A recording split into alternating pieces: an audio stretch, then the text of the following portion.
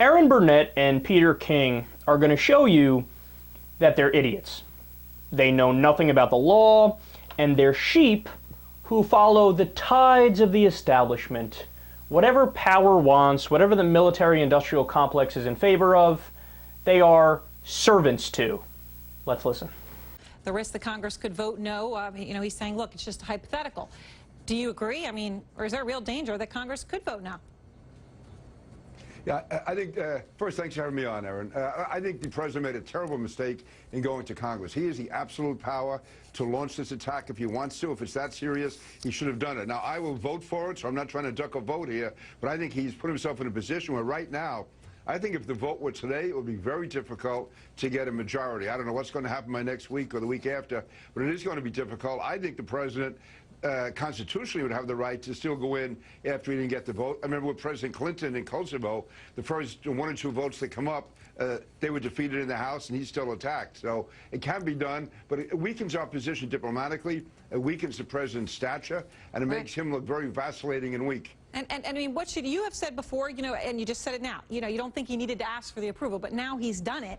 I mean, let's just say the vote is no. Should he then go against what Congress said and still strike, or should he do what Congress says, which is not strike? I mean, which makes him look better? I think you should do it. I think you should go ahead and strike. Ha! Yeah, Peter King would fit in just dandy in a dictatorship, or a fascist state, or a totalitarian government, or a tyranny, or any authoritarian regime, really. See, what Peter King doesn't understand is that we are a nation of laws. And civilized people who aren't savages or barbarians are supposed to abide by those laws. Yes, Peter, even the people who are in power. Nobody is supposed to be above the law. But Peter King is like, ha ha ha, that's a good one. Obviously in the US, we elect a dictator who can willy-nilly disregard Congress. It doesn't matter. Article 1, Section 8. Only Congress can declare war. And then when you bring that up, the war hawks pivot to, yeah, but that's cool, because in this case, attacking somebody militarily is not an act of war. Really, is that so? So if Canada decides to lob a cruise missile onto Seattle, and then they go, oh, no, it's cool, guys, don't be angry, it's all right, it's all right. It's not an act of war. How would we respond? No, but see, that's the United States government for you. Whatever is convenient. Hypocrisy? Hypocrisy, schmipocrisy. We don't give a fuck about that. International law? Don't make me laugh. We don't care about that. We get to disregard it whenever we want, but other people can't. You see how this works? So, that part is annoying, that Peter King knows nothing about the Constitution or the law, and he's clearly an authoritarian and a dictator, and he doesn't believe in the United States government. He is, by definition, un-American, right? But also, look at Erin Burnett.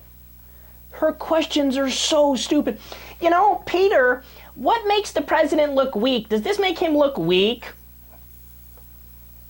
Who the fuck cares? We're having a conversation about he said, she said stuff, about emotionally how this makes people look and how they feel. How about a discussion about the law? How about a discussion about the Constitution? How about a discussion about being an empire and doing nation building and getting involved in civil wars? How about any high-minded discussion, which, by the way, is almost anything but what you brought up? And then also, is there a danger in Congress voting no? Now, Peter King eats that up because he wants war all the time. He's never met a war he doesn't like. But think about the real answer to that question. Is there a danger with Syria if Congress votes no?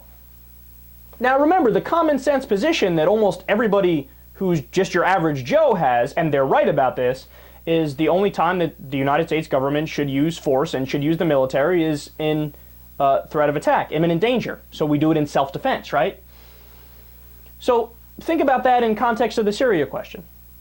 Is there a danger in Congress voting no on military action? Yeah, because Syria is about to invade Nebraska. Or actually, they got the troops lined up at Kentucky right now. So we have to attack because we got to protect ourselves.